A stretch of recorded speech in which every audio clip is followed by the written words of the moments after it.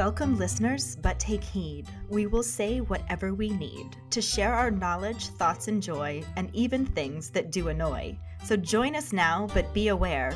We have a tendency to swear. We'll dial it back a little bit. But frankly, we don't give a shit. Welcome to Just Keep Rowling, a Harry Potter book movie compare and contrast podcast. I'm Extra Ellen. And I'm Crazy Kayde. And together we are Extra Crazy. But for now, let's just keep rolling right into our rolling rehash. Last week we discussed Chapter 16, Professor Trelawney's prediction, and its corresponding film scenes.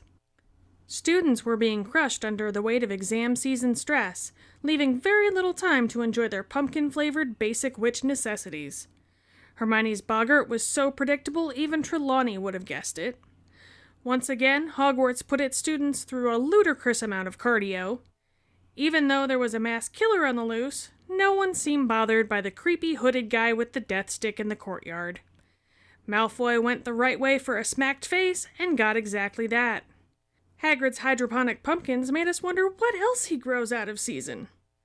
Scabbers ruined an entire tin of flour, giving everyone yet another reason to pass on Hagrid's cooking. Ron had a little too much sass for Hermione's liking. Harry was pelted with a prehistoric pebble, and Buckbeak's believed beheading left behind a trio of bereft besties. During episode 55, Jarring Differences, we had two Potter ponderings. The first one was, why are there so many pumpkins in the springtime? Karlee wonders if pumpkins grow in different seasons over there. She also wonders if maybe he's trying to make sure they have enough time to get as big as a house. Quincy very succinctly said, "Magic! Motherfucker's a wizard!" Like our sticker. Dave says that we can't assume that plants, trees, vegetables, fruits grow the same in the wizarding world as they do in the muggle world. As usual, he poses a bunch of his own questions and wants to know what their growing season is. Can they keep growing for years? Were they normal-sized in the fall but grew to be big over the winter? Do they have greenhouse charms that protect them from the elements? He suggested Greenhouse-o-Totalicus. Lickus. Greenhouse-o-Totalicus. Total lickus. Mike thinks the movie just goofed it. In the book it does say the pumpkin patch, but unless it actually says pumpkins, it could just refer to the patch of ground where the pumpkins had been. Which makes sense to me. Our other Potter pondering was, what the fuck was hatching out of that egg right next to Hagrid's bed? Karlee is 100% positive that it is a scroot. And apparently her 100% positiveness prevented anyone else from even challenging her, since no one else took a crack at what might be hatching from the egg. Took a crack. I see what you did there. Did you like that? Well done. Honestly, I think it makes sense that it could be a scroot, since we know he has them in the next book. Yeah, I was thinking maybe it's a flobberworm, since they're in the book they're raising flobberworms, aren't they? Yeah, I expected those to be smaller though, and that wouldn't explain why he would feel the need to cover it with a blanket. Maybe it got cold. It was cold, so I put a blanket on it and I tucked it in with its teddy bear. That's totally Hagrid though, so could be. My little flobberworm was coldy wody. He could have just been completely worried that opening the door was going to give it a chill. So he tucked it in first. Maybe. We don't know. We don't know. That's why we asked. True. And thank you so much for sharing your thoughts. Yep. Our trivia question last week was, in the book, what happens to get the Whomping Willow to stop beating Harry and Hermione up? To Hermione's surprise, Crookshank slithers through the branches and touches a knot on the trunk, causing the tree to freeze. Congratulations goes to Mike Riley. He was a minute behind the week before, but this time he was the first one to sweep in with the correct answer. Though he did accidentally post it on the episode post and not the trivia post, which Dave was very quick to point out. Well, yeah. He said when he beats him next week, he just wants it to be as fair as possible. Then Quincy stepped in to call Dave out for talking shit. And Dave responded saying, "I have the eye. David will rise to victory. He and Trivia Wins shall reunite soon. Excuse me. I love the shit talking between Dave and Quincy. It went back and forth for quite a bit after that, too. Definitely one of my favorite parts of the trivia question is seeing who responds and how. Mike told Dave to bring it, so this week should be interesting, too. Yeah, we will see if Dave is any better at predicting the future than Trelawney.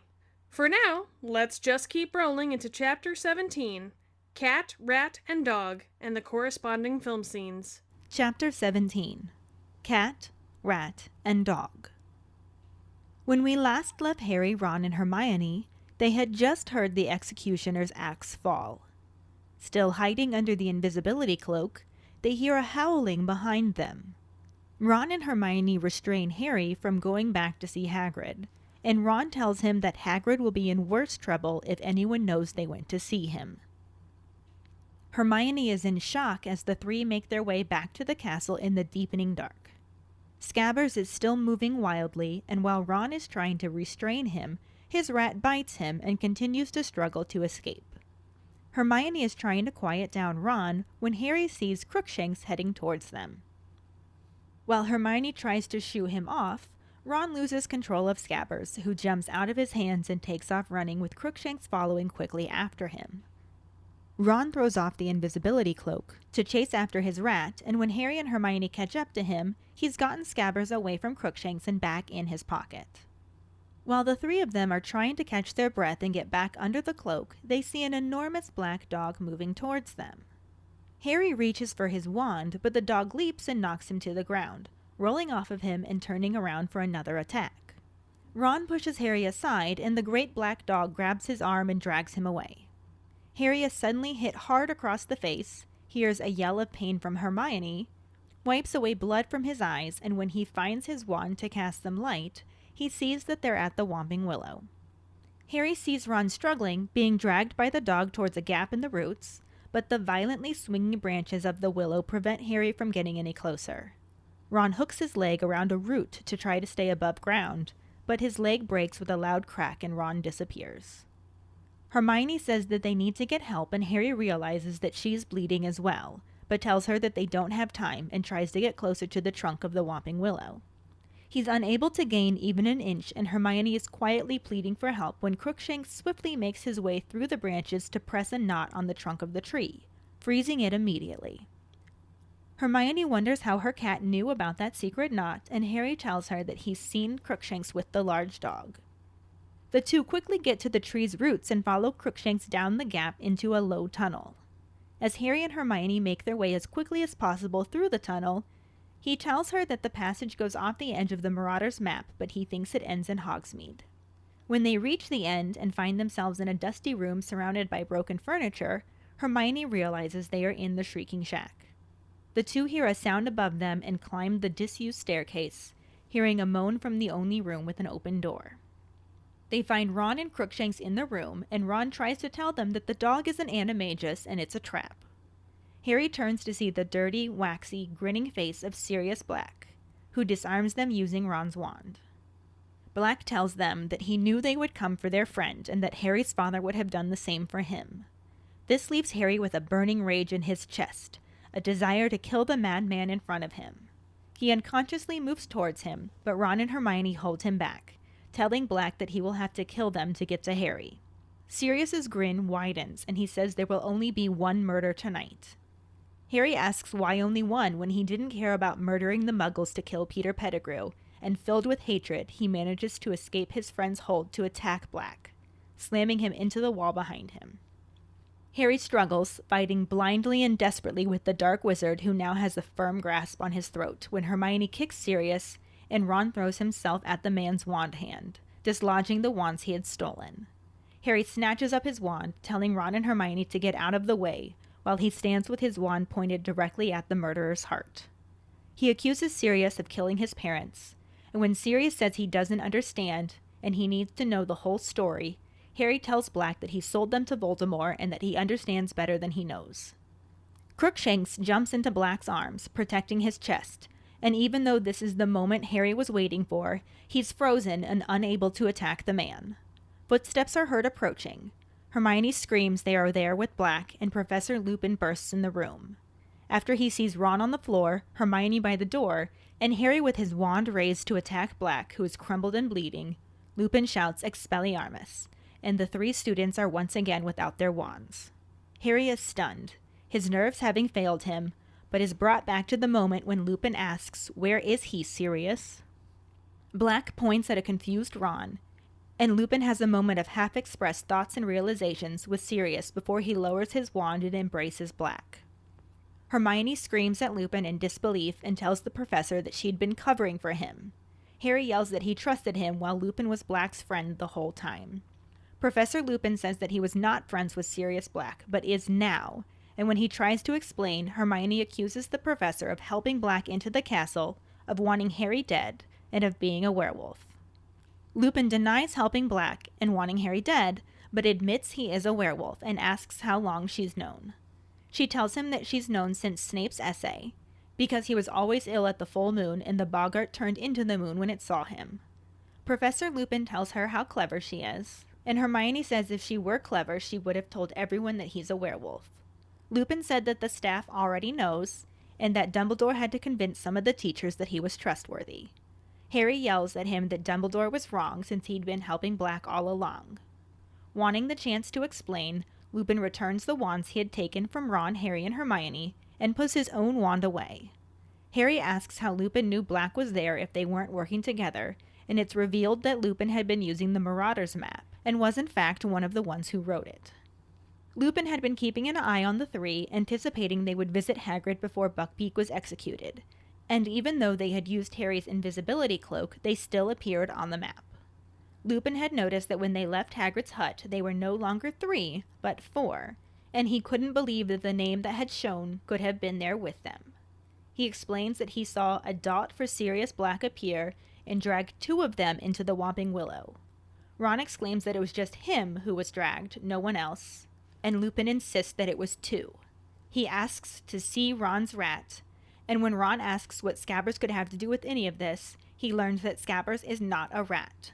Sirius Black says he's an animagus named Peter Pettigrew.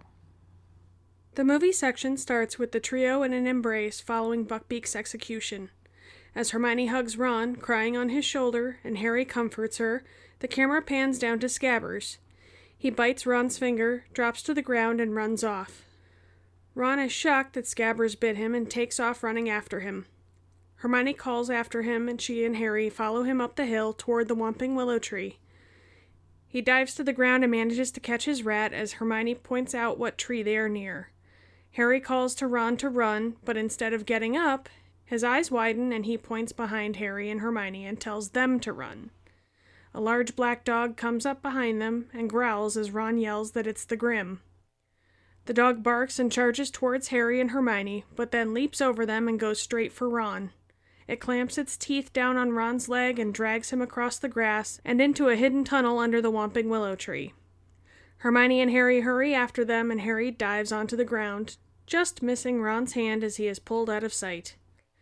Hermione helps Harry up, and the 2 get smacked across the stomach by a tree branch and knocked backward. They get back up and watch the tree twisting and shaking its branches before trying to approach it again to follow Ron down the tunnel. As they get closer, they have to dodge more branches. Hermione ducks, and the branch knocks Harry back to the ground, where he also loses his glasses. As the branches swing at them again, Hermione manages to jump over one before another lifts her right off the ground and swings her around. Harry has to roll out of the way of a branch that nearly hammers down right on top of him, and stands up just in time to have to duck to avoid being hit by the branch that Hermione is clinging onto as she screams for dear life. She is whipped around and down through other branches. Harry frantically searches for his glasses and finds them right as Hermione swings back towards him, yelling his name. She grabs him by the shirt, and the 2 fly through the air until she releases him just in time to soar down into the tunnel. He hits the ground and tries to get up, but before he can, Hermione comes tumbling after him and lands right on top of him. She apologizes and they get up again, wondering where the tunnel leads. Harry says that he has a hunch, but he hopes he is wrong, and the 2 head up some stairs in the tunnel. The camera cuts to Harry coming up through a trap door, with Hermione close behind him. They are inside a dark and dilapidated house that Hermione recognizes as the Shrieking Shack. Harry leads her upstairs as they hear Ron cry out, and they follow his cries to find him sitting in a very dusty room. They ask him where the dog is, and Ron tells them that it's a trap. He isn't a dog, he's an animagus. He points, and the camera focuses on dog paw prints in the dust that lead to Sirius Black standing in the corner behind the door. He closes the door and begins to walk toward them. Hermione steps in front of Harry and tells Black that if he wants to kill Harry, he'll have to kill them too, and Black says that only one will die tonight. Harry shoves Hermione out of the way and yells that it will be him, and lunges at Black, getting his hands around his neck and taking him down to the floor. He pulls out his wand and points it at Black's face, who laughs and asks Harry if he is going to kill him. Before Harry can do anything, the door opens and Lupin bursts in and says, "Expelliarmus!" disarming Harry and motioning for him to move away. Harry gets up and hurries back over to Hermione as Lupin addresses Black, calling him ragged and saying that the flesh reflects the madness within. Black comments that Remus would know all about the madness within, and Lupin lowers his wand, helps Black up, and the two embrace. Hermione is appalled to see the two men hug, and as Black is saying that he found him, let's kill him, she yells no. She says she trusted him, and all this time he's been Black's friend. She turns back towards Harry and informs him that he is a werewolf, and that's why he's been missing classes. Lupin wonders how long she has known, and she tells him that it's been since Professor Snape set that essay. He tells her that she really is the brightest witch of her age, and Sirius interrupts, saying, "Enough talk, let's kill him." Lupin tells him to wait, and he screams that he did his waiting. 12 years of it. In Azkaban. Lupin looks from Black to Harry and hands the wand back to Sirius, saying, "Very well, kill him. But wait one more minute, because Harry has the right to know why." Harry says he knows why.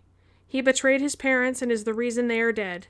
Lupin tells him that it wasn't Black. It was somebody who, until quite recently, he believed to be dead. Harry asks who it was, and then Black says, "Peter Pettigrew." So last week we described this section as not really corresponding, but honestly, it runs pretty parallel. They just changed a lot of details and left a few things out, too. A good portion of it is definitely just the movie dramatizing things, as we know they like to do. But yeah, it actually does line up better than we initially thought that it would. Both pick up right after the trio's shock over Buckbeak's execution, but as I said before, the details are quite a bit different. In the book, they are under the invisibility cloak and can hear incoherent howling coming from Hagrid. Ron and Hermione have to restrain Harry, who wants to go back to check on him. They make their way back to the castle as it gets darker outside, and Scabbers continues to struggle against Ron's grip. The movie forgoes those extra details and jumps straight to Scabbers biting Ron and dropping to the ground to escape. This happened in the book too, but Ron doesn't immediately drop him. He just reacts loudly to being bit, causing Hermione to worry that someone will hear them, but Ron is too busy trying to keep a clearly terrified Scabbers to stay put. I wonder if the Scabbers Ron was holding in the movie was just a really shitty looking animatronic rat, and that's why they cut right to Ron chasing him. Maybe. But doing it that way cut out the fact that Crookshanks showed up too. Either drawn in by Scabbers' squeaks, or just completely aware that the trio are there despite being under the invisibility cloak. Hermione tries to shoo him away, and Scabbers finally manages to slip through Ron's fingers and takes off into the night. Ron throws the invisibility cloak off of himself and runs after him. Like I said, in the movie, he just runs right after him, followed by Harry and Hermione. They run after him in the book as well, and it's specifically mentioned that they run with the invisibility cloak trailing behind them because it's impossible to run while they're both under it. Which they obviously can't have them do in the movie since they never bothered to grab the cloak. But Ron manages to catch up to Scabbers and dives to the ground to capture him. Again, similar to the book, except Ron also has to try and shoo Crookshanks away as he manages to catch Scabbers and get him back in his pocket. Hermione tries to get him to come back under the cloak when an enormous black dog comes bounding towards them. This is sort of similar in the movie. Ron is on the ground, having just caught Scabbers, and Hermione and Harry realize he is right in front of the Whomping Willow tree. Harry yells at Ron to run, and in response, Ron's eyes widen as he points behind them and tells them to run. The giant black dog leaps over Harry and Hermione and charges at Ron. In the book, the dog actually knocked Harry over, rolled off of him, and geared up for a new attack. Ron had gotten back up and pushed Harry aside. The dog's mouth closed on his arm, and even though Harry grabbed a handful of its fur, it easily began to drag Ron away. In the movie, there is no struggle. The dog just goes straight for Ron, grabs him by the leg, not the arm, and begins to drag him toward the Whomping Willow and down into a hidden tunnel. Harry and Hermione hurry after him and end up having to dodge tree branches. In the book, they start to run after Ron too, and end up discovering that they're near the Whomping Willow tree as it starts pummeling them. Harry manages to light his wand just in time to see the dog drag a struggling Ron slowly out of sight beneath the tree. He managed to hook his foot around a tree root to slow the progress, but with a loud crack, his leg breaks and he slides completely out of view. Ron's leg never breaks in the movie. The dog just easily drags him into the hidden tunnel. The real action occurs with the Whomping Willow, which definitely lives up to its name. Though I'm still torn about how I feel that the Whomping Willow fight scene basically looks like a cartoon. Yeah, it was another instance of a more slapstick dramatic moment. In the book, Hermione wants to go for help, but Harry says there isn't time, and the two get beat up pretty well by the tree until Crookshanks slithers through the branches and places a paw on a knot on the trunk. Which was our trivia question, and not even remotely close to how it happened in the movie. Crookshanks never even makes an appearance during that scene. Yeah, they completely omitted the connection between Crookshanks and the black dog, too. Hermione wonders how Crookshanks knew, and Harry explains that he's seen him with the dog. He tells Hermione to come on, and they follow the cat through the gap in the roots, crawling in a tunnel under the tree. Which is clearly way too boring for the movie, since they had a branch knock Harry to the ground in a total Velma moment as his glasses flew off his face. Hermione jump ropes a branch only to have it swing back around, catch her in the torso, and twirl her like a lasso. And let me tell you what, the fat lady could really learn a thing or two from Hermione about how to break glass with her voice. Right? I'm surprised Harry's glasses survived this whole debacle unscathed. Honestly, I'm so impressed that Harry actually found his glasses on the ground, too, because there's no way I would have found mine if that happened to me. I don't wear glasses, so I wouldn't have found mine either. Anyway, Hermione screams Harry's name as the tree swings her around, and she grabs him by the shirt as she flies past him. Her apparently vice-like grip manages to lift Harry off the ground and take him flying with her, until she lets him go, and he just sails right into the hidden tunnel. Total cartoon moment. Right? And definitely not how it happened in the book. Facts. He lands pretty hard in the tunnel and starts to get up, but Slapstick says that Hermione must land on top of him and smash him back to the ground. Of course it does. This doesn't happen in the book since the tree has been frozen and they're able to just crawl right into the tunnel without the added drama. Which clearly the movie finds necessary. Hermione apologizes as they get up and she wonders where the tunnel leads. Harry says he has a hunch. In the book, she asks where Ron is, and Harry leads her down the tunnel after Crookshanks. And then she asks where the tunnel leads. He says that he doesn't know. It's on the Marauders map, but no one has ever gotten into it. It looks like it ends up in Hogsmeade. Harry's hunch implies that he doesn't think it heads anywhere good, because he also says he hopes he is wrong. And the two head up some steps in the tunnel. This is not at all how the book described the tunnel. They basically had to be bent forward, practically crawling to get through the tunnel. But that also would have been a logistical nightmare to film, so I can see why they changed it how they did. Yeah, true. As with the other tunnel that leads into Hogsmeade, this one feels like it goes on forever, and is probably worse since they're basically crawling. When they finally reach the end, they end up in a very dusty room with boarded up windows, and Hermione realizes they're in the Shrieking Shack. In the movie, also like the other tunnel that leads into Hogsmeade, they basically cut out the actual traveling through the tunnel part. It just cuts to them climbing through a trapdoor into a dark room that Hermione recognizes as the Shrieking Shack. Then they immediately head up some more stairs to the second floor. The book makes it a point to acknowledge that the damage done to furniture in the room was clearly not made by ghosts.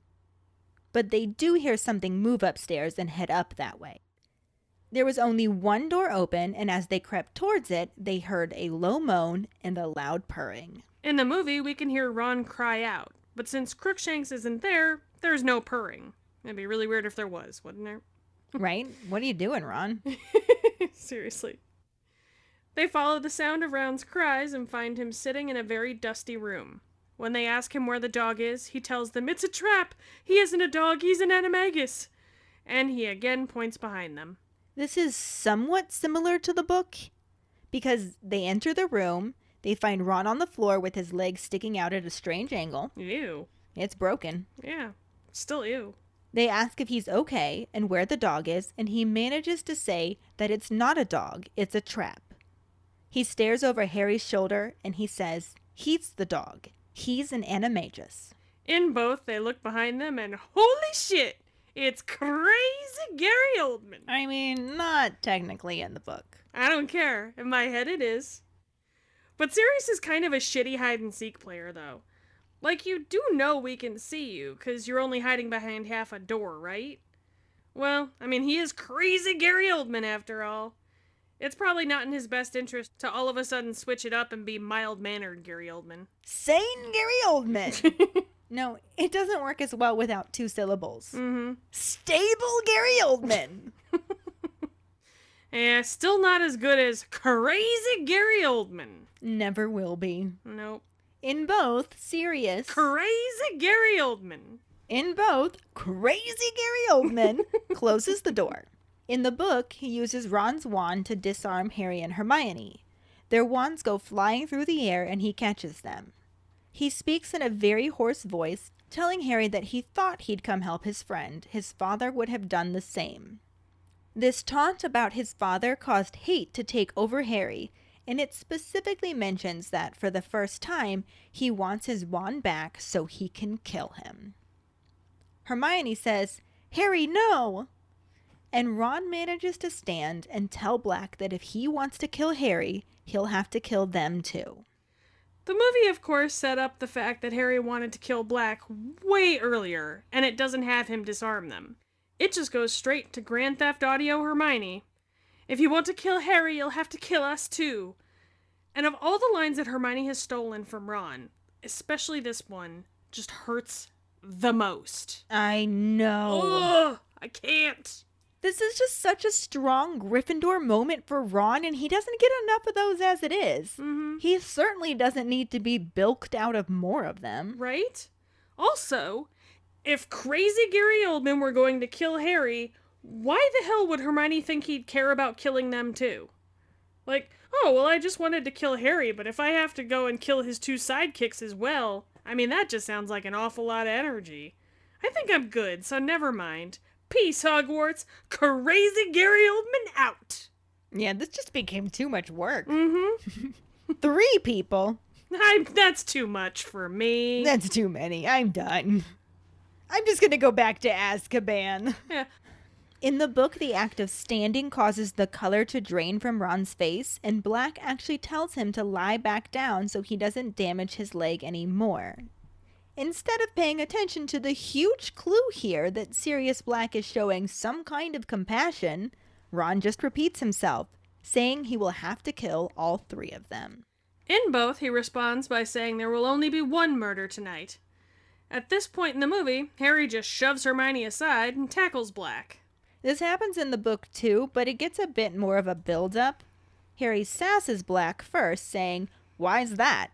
Didn't care last time, did you? Didn't mind slaughtering all those muggles to get at Pettigrew. What's the matter? Gone soft in Azkaban?" Which just goes to show that Harry has more sass than sense. Oh yeah. Hermione tells Harry to be quiet, but he's reached his caps lock Harry breaking point and just screams, "He killed my mom and dad!" Then he attacks Black, tackling him into the wall and punching every inch of him he can reach. In the process, Black's free hand finds Harry's throat and tightens around it. But then, Hermione kicks him and Ron throws himself onto Black's wand hand, and the wands clatter away from him. At this point, Crookshanks also enters the fight, and Harry has to shove him away before he can grab his wand back. This is another one of those rare instances where the book is actually way more dramatic than the film. Not only more dramatic, but also quite different because after his initial tackle, it's Harry who gets his hands around Black's neck, not the other way around. He then pulls out his wand and points it right at Black's face. Well, the wand pointing kind of happens in the book, too. Harry gets his wand and tells Ron and Hermione to get out of the way. He then points his wand at Black, who asks him if he's going to kill him. Harry says, "You killed my parents." And Black says that he doesn't deny it, but Harry doesn't know the full story. Harry says that he sold them to Voldemort and that's all he needs to know. But Black begs Harry to listen to him, saying that he doesn't understand. Harry insists that he understands well enough and mentions hearing his mum trying to stop Voldemort from murdering him, telling Black that he did that. Then Crookshanks leaps right onto Black's chest and settles himself there, looking right at Harry. Again, this obviously couldn't happen in the movie, since they didn't include Crookshanks at all in this scene. It's details that are definitely really interesting, but not necessarily important to furthering along the main plot. Yeah, but Harry actually considers killing the cat, too, then ultimately can't kill either of them, and just stands there frozen until they hear some muffled footsteps downstairs. Hermione yells that they're upstairs with Sirius Black, and the footsteps come thundering up the stairs. Lupin comes barreling in the room and disarms Harry, along with the 2 wands Hermione's holding. All the extra details aside, this sort of happens in the movie too. Harry has Black by the throat and his wand pointed at his face. But before he can do anything, Lupin comes in and disarms him. Hermione and Ron don't have theirs out, so they're not disarmed. But this is also where the movie starts to deviate away from the book again. Right? In the book, the first thing he says after Expelliarmus is, "Where is he, Sirius?" This confuses Harry as Black slowly raises his hand and points towards Ron. Lupin wants to know why he hasn't shown himself until now, and his eyes widen as he realizes that they switched without telling him. Harry starts to ask what's going on, but Lupin lowers his wand, pulls Black to his feet, and embraces him like a brother. Yeah, brothers that totally want to bang each other. I do love the Remus-Sirius shippers. It's adorable. Right. But in the movie, Lupin makes a comment about how ragged Black looks, saying that the flesh reflects the madness within, and Black responds by telling him he'd know all about the madness within. And my headcanon here is the whole madness within exchange was something that they'd say to each other back in the day, especially when Lupin would walk in a room to find Sirius hungover and miserable after a long night of, drinking and debauchery. I like it. Right? But then they hug like brothers who want to bang each other. In both, Hermione freaks out, yelling that she trusted him. The book actually includes a lot more detail than what the movie scene shows. What? I know, it's shocking, right? It's crazy talk. She also yells that she doesn't believe it, that she's been covering for him, and didn't tell anyone. Lupin tries to explain, but she cuts him off, saying all this time he's been his friend. When Lupin again tries to explain, she talks over him and tells Harry not to trust him because he's been helping Black get into the castle, he wants him dead too, and he's a werewolf. Dun dun dun! Dun dun dun! Oh my god, the shock! In the movie, she just goes right into yelling that he's a werewolf, and that's why he's been missing classes. In both, Lupin wants to know how long she's known, but the book also has Lupin tell her that she isn't up to her usual standard, because she only had 1 out of 3 correct. He hadn't been helping Black get into the castle, he certainly didn't want Harry dead, but he won't deny that he is a werewolf. In both, Hermione responds, "Since Professor Snape set the essay." It's almost as if he had, an ulterior motive for giving that assignment or something. What? Crazy talk, I know. Snape doesn't do things. Snape has ulterior motives? No. Though the book also has Lupin say that Snape will be delighted because that's exactly why he set the essay. He wondered if Hermione checked the lunar chart and realized he was always sick at the full moon, or if she noticed that the boggart changed into the moon when it saw him, and Hermione said, both. I mean, to be fair, who didn't notice the boggart changed into the moon when it saw him? Like, obvious much? The movie definitely made it way more obvious. Mm-hmm. In both, Lupin tells Hermione that she's the cleverest. Well, he says brightest in the movie. But she's the cleverest witch of her age. And in the book, Hermione says that she's not, or she would have told everyone what he is. Lupin tells her that the staff already know, and Ron is surprised that Dumbledore hired a werewolf. Lupin said that Dumbledore had to work hard to convince certain teachers Cough, Snape, cough. that he was trustworthy, and Caps Lock Harry shows back up screaming, "And he was wrong! You've been helping him all the time!" Damn, bro, chill. Caps Lock Harry, man. Just saying. Lupin insists this isn't the case and asks for a chance to explain. He even gives their wands back to them and tucks his away so they are armed and he and Black are not. Not a bit of this happens in the movie. No. Mm-mm. Harry wants to know how Lupin knew Black was there, and Lupin tells him that he was examining the map. And because Book Harry actually asks questions, he immediately asks about Lupin knowing how to work it.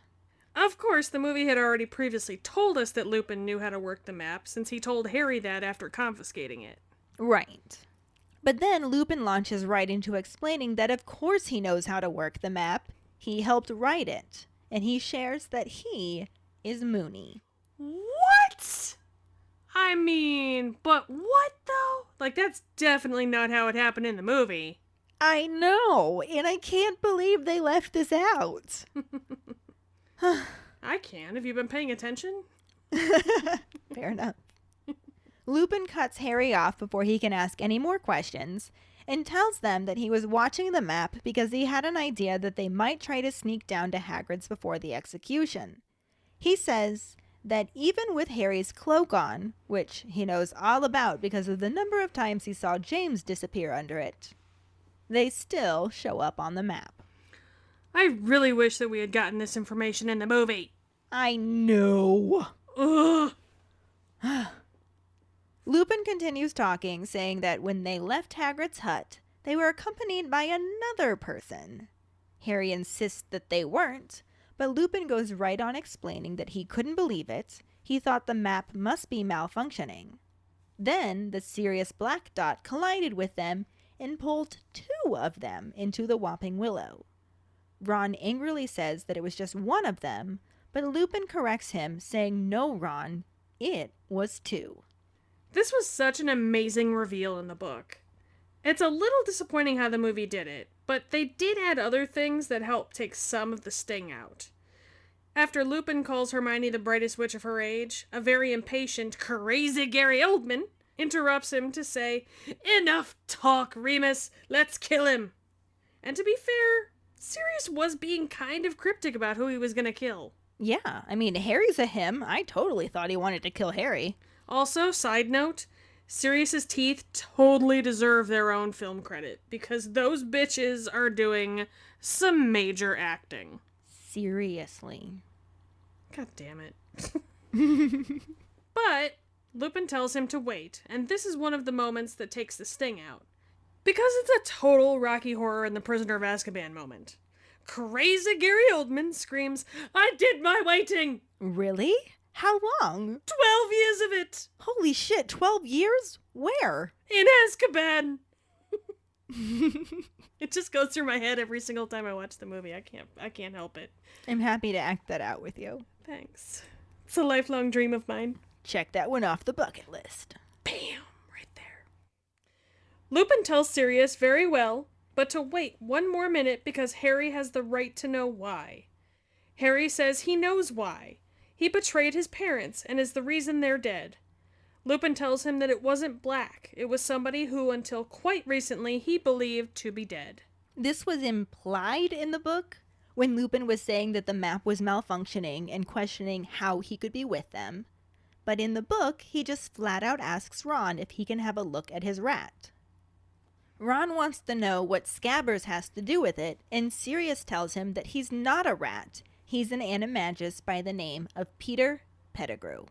The movie doesn't reveal that the rat is involved just yet. Harry wants to know who Lupin believed to be dead, and Sirius speaks up to say, "Peter Pettigrew. And we're going to cut the movie off here, because that gets it as close to lining up with how the chapter ends. Yeah, like we were saying, lots of differences, but still lines up fairly well. And now the thing I've been waiting for 17 chapters, we finally get to talk about crazy Gary Oldman as Sirius Crazy Black. Gary Oldman. I love crazy Gary Oldman. He's amazing. I just love him. He is amazing in everything that he does. I know.